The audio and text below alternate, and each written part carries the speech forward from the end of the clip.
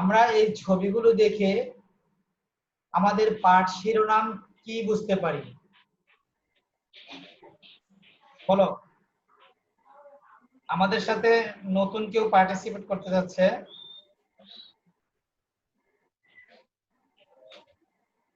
ওমর। আচ্ছা, আমি বলে দিচ্ছি। আমাদের একটি অধ্যায় আছে অর্থায়ন। আমরা অর্থায়নকে ভায়োলেট করে মুদ্রাস্ফীতিতে চলে গেছিলাম। জি স্যার, অর্থায়ন।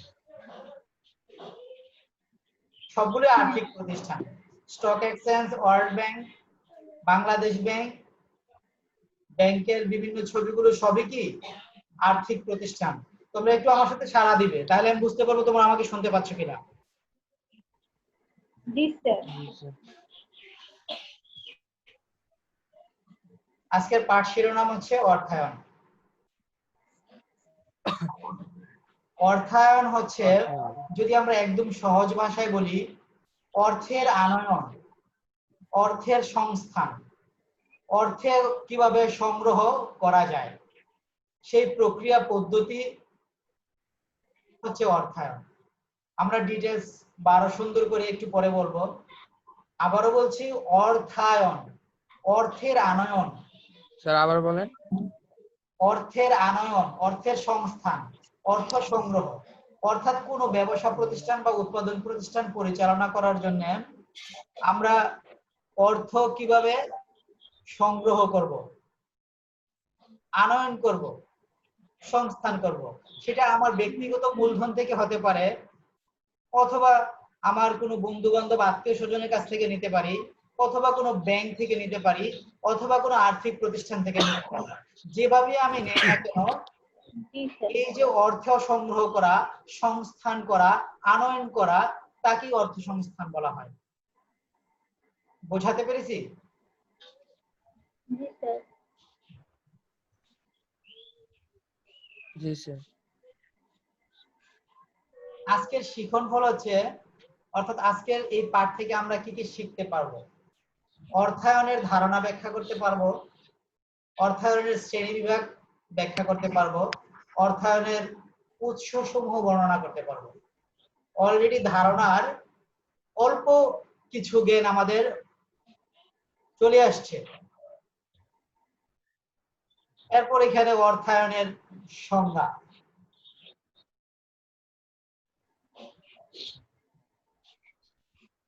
যে কোনো কাজ করার লক্ষ্যে অর্থের সংগ্রহ, অর্থের যথাযথ ব্যবহার সমান অর্থায়ন। অর্থাৎ আমি এর আগে যে সংজ্ঞা বলেছি সেখানে একটু ছিল, যে আমি বলেছিলাম অর্থ আনয়ন, অর্থ সংগ্রহ। কিন্তু শুধু অর্থ আনয়ন করলেই হবে না, তার যথাযথ ব্যবহার লাগবে। আমি যদি ব্যাংক থেকে অর্থ এনে সেটা দিয়ে নেশা করি, বা কি বলেন, কোনো উপযুক্ত কাজে ব্যবহার না করি, যথাযথ ব্যবহার না করি, তাহলে সেটা অর্থায়ন হবে না। যথাযথ ব্যবহার করলেই তাকে অর্থায়ন বলবে। এখানে লিখেছি, অর্থায়ন হলো কোনো কর্মকাণ্ডের আর্থিক পরিকল্পনা, অর্থ সংগ্রহ, অর্থের যথাযথ ব্যবহার, বিনিয়োগ, বন্টন, অর্থের সমন্বয় সাধন ও নিয়ন্ত্রণ সম্পর্কিত কার্যাবলীর সমষ্টি। বুঝতে পারছো তোমরা? জি স্যার।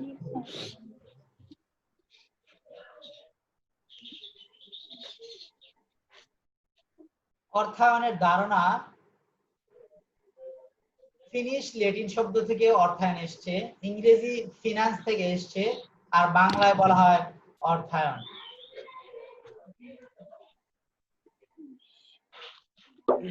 তারপরে অর্থের শ্রেণী বিভাগ। অর্থায়ন বা অর্থ সংস্থানের শ্রেণী বিভাগ।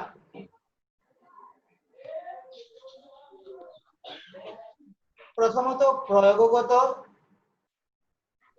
দ্বিতীয়ত সময়গত। প্রয়োগগত হচ্ছে সরকারি ও বেসরকারি, বেসরকারি হচ্ছে আবার ব্যক্তিগত, ব্যবসায়, অব্যবসায়। আর সময়গত হচ্ছে স্বল্পমেয়াদী, মধ্যমেয়াদী এবং দীর্ঘমেয়াদী। তাহলে প্রথম ভাগ হচ্ছে দুটো। তারপরে বেসরকারি কি আবার ব্যক্তিগত, ব্যবসায় এবং অব্যবসায়। আর সময়গত হচ্ছে স্বল্পমেয়াদী, মধ্যমেয়াদী, দীর্ঘমেয়াদী। এখন কথা হচ্ছে প্রয়োগগত হচ্ছে অর্থাৎ প্রায়োগিক, ব্যবহার উপযোগী। আর সময়গত হচ্ছে বিভিন্ন সময়ের প্রেক্ষিতে। যেমন প্রয়োগগত সরকারি আছে, বেসরকারি আছে। সরকারি হচ্ছে যেটা সরকার কর্তৃক অর্থ সংস্থান করা হয়। বেসরকারি হচ্ছে সরকারি প্রতিষ্ঠান ছাড়াও আমাদের বিভিন্ন আর্থিক প্রতিষ্ঠান অথবা বিভিন্ন বন্ধু বান্ধব, আত্মীয় স্বজন, পাড়া প্রতিবেশীর কাছ থেকেও আমরা অর্থ সংস্থান করতে পারি। সেটা ব্যক্তিগত হতে পারে, ব্যবসায় হতে পারে, অব্যবসায় হতে পারে। অব্যবসায় হল তাহলে কি হতে পারে? একটা সংস্থানের নাম বলো তো অব্যবসায়। যেমন বন্ধু বান্ধব, আত্মীয় স্বজন বললাম, সেটা তো ব্যবসায় না। সময়গত স্বল্পমেয়াদী, মধ্যমেয়াদী, দীর্ঘমেয়াদী। এরপর হচ্ছে অর্থায়নের উৎস। সরকারি অর্থায়ন, এটা হবে বেসরকারি অর্থায়ন। লেখাটা হয়ে গেছে। তোমরা কি শুনতে পাচ্ছ আমাকে? যারা জয়েন করেছো তারা ভয়েস দিয়ে জানাবা যে তোমরা আমাকে শুনতে পাচ্ছ কিনা।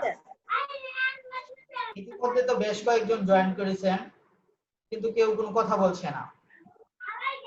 সরকারি অর্থায়ন প্রথমত দুই ভাগে ভাগ করা যায়: অভ্যন্তরীণ উৎস, আন্তর্জাতিক উৎস।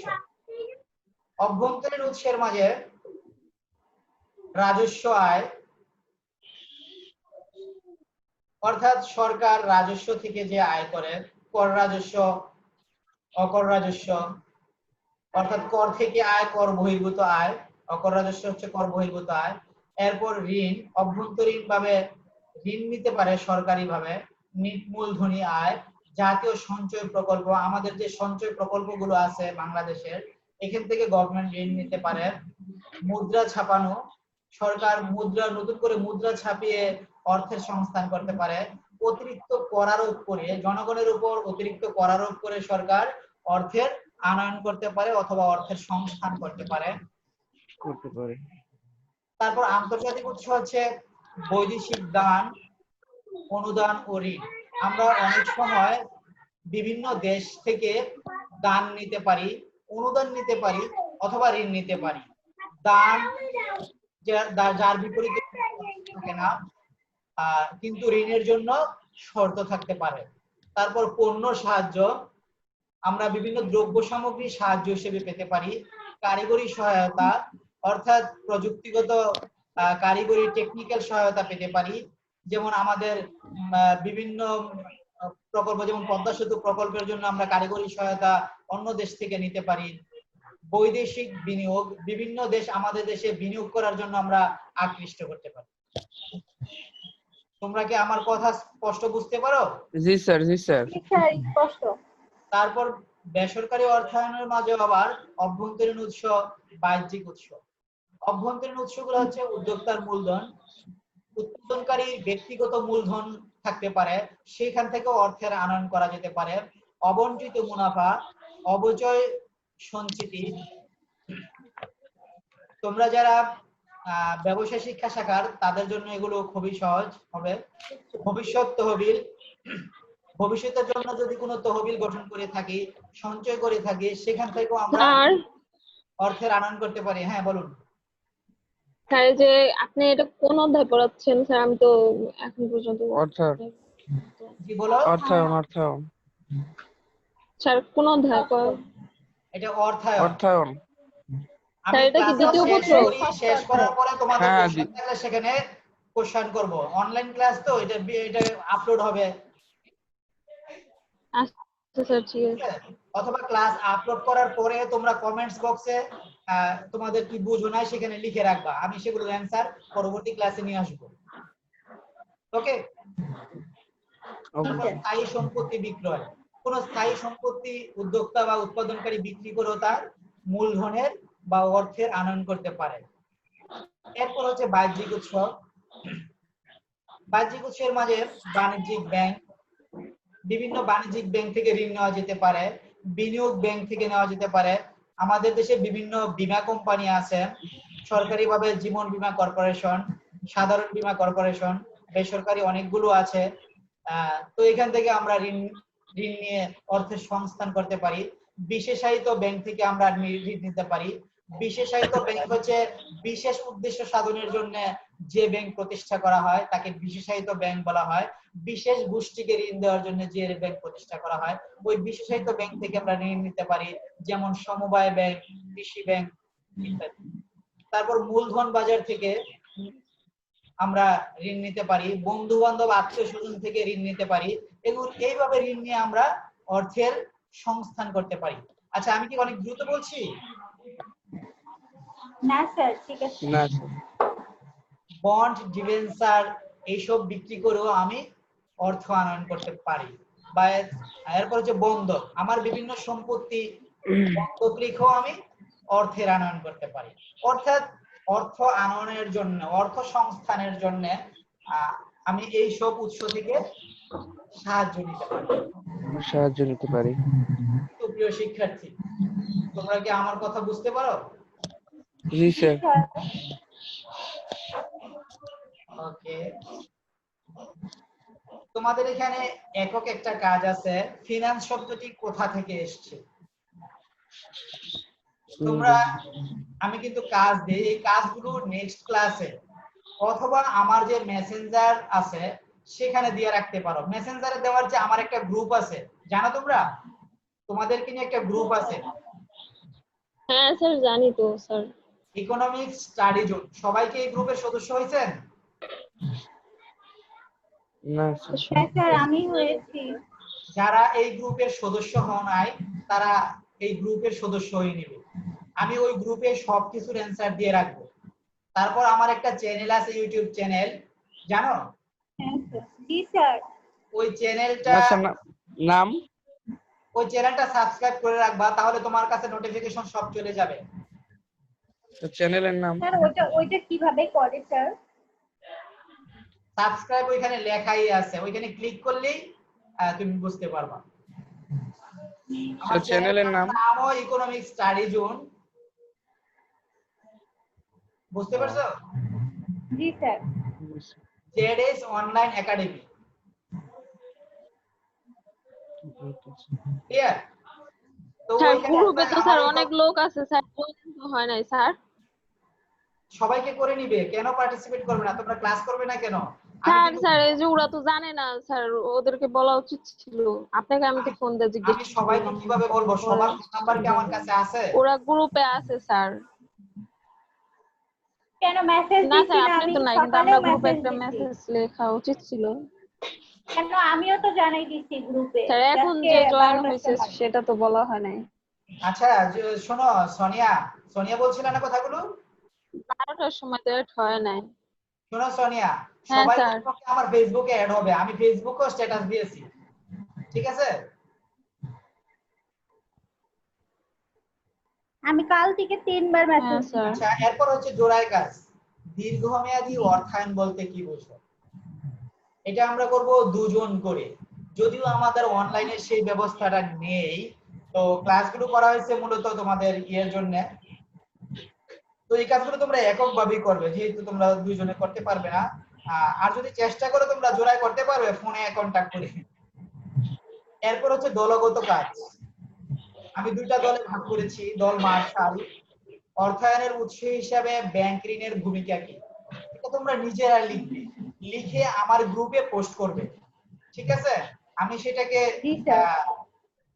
দেখবো তোমাদের কতটুকু হয়েছে। যদি অ্যাড করা লাগে আমি অ্যাড করে দেব, আর ভুল হলে কারেকশন করে দেব। স্যার ওটা কি ছবি তুলে পোস্ট করব? ও তোমরা এগুলো লিখে রাখবে, না হলে ছবি তুলে রাখবে। আর আমি তো এই পুরো ক্লাসটাই পোস্ট করে দিব আমার ইয়েতে, গ্রুপে। এবং আমাদের বাড়ির অনলাইন ক্লাসও দেওয়া হবে। তারপর হচ্ছে দল স্যামুয়েলসন, নিজস্ব অর্থায়নের সুবিধা উল্লেখ করো। একটা হচ্ছে অর্থায়নের উৎস হিসেবে ব্যাংক ঋণের ভূমিকা কি, আরেকটা হচ্ছে নিজস্ব অর্থায়নের সুবিধা উল্লেখ করো।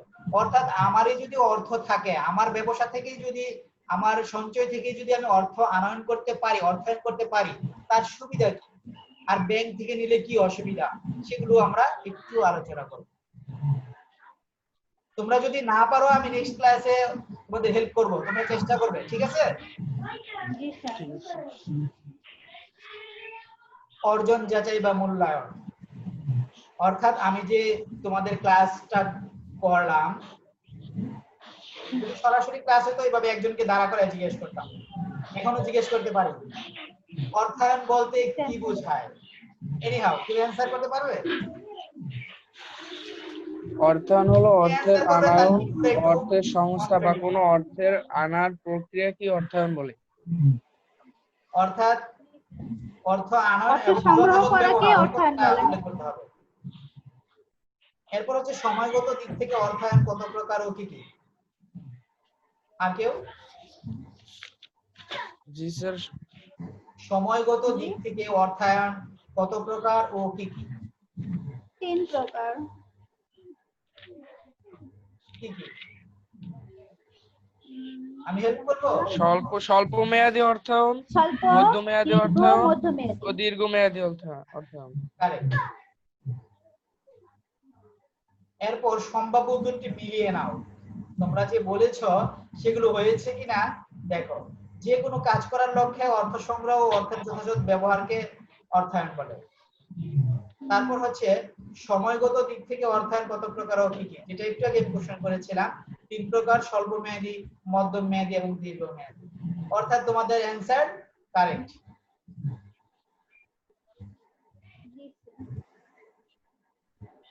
বাড়ির কাজ, একটা বাড়ির ছবি আছে, ল্যাপটপ ডেস্কটপ আছে, তোমরা যেভাবেই করো, খাতা কলমে করতে পারো।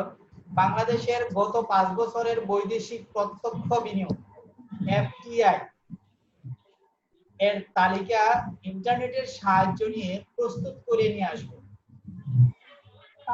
বাংলাদেশে গত 5 বছরে বৈদেশিক যে প্রত্যক্ষ বিনিয়োগ হয়েছে, ফিক্সড ফরেন ডিপোজিট ইনভেস্টমেন্ট, তার তালিকা ইন্টারনেটের সাহায্য নিতে পারো তুমি প্রস্তুত করার জন্য।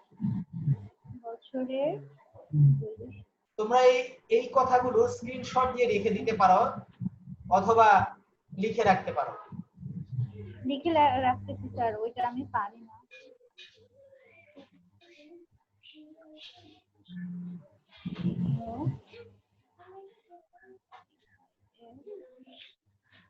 তালিকা।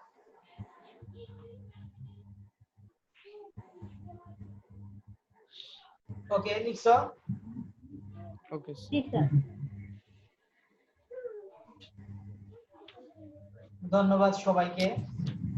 খুব সুন্দর একটা ফুল দিয়ে তোমাদের ধন্যবাদ দেওয়া হলো। আমাদের আজকের পাঠ অর্থায়ন, আমি চেষ্টা করেছি তোমাদের বুঝিয়ে বলার জন্য। তোমরা যেখানে বুঝতে পারো নাই, আমার আপলোড করা ক্লাস, আমাদের যে গুলশান কলেজ অনলাইন ক্লাস অথবা আমার ইকোনমিক্স স্টাডি জোন গ্রুপ, সেখানে তোমরা কমেন্টস বক্সে প্রশ্ন করে রাখবে। আমি প্রশ্নের অ্যানসার নিয়ে হাজির হব আগামী ক্লাসে। ঠিক আছে, সবাই বুঝতে পেরেছো? জি স্যার। তোমাদের সাথে আগামী আমার বুধবার দিন ক্লাস আছে। বুধবার thank you sir. Same time same সময় আমরা হাজির হয়ে যাব ক্লাসে। আর তোমাদের এই নির্ধারিত ক্লাসের বাইরেও আমি অনেক ক্লাস ইউটিউবে দিয়ে রাখবো। জি স্যার। তোমরা ইউটিউব চ্যানেলটা আমার একটু দেখবা, তাহলেই বুঝতে পারবে। পর্যন্ত সবাই ভালো থেকো। আল্লাহ হাফেজ। আল্লাহ হাফেজ। আসসালামু আলাইকুম।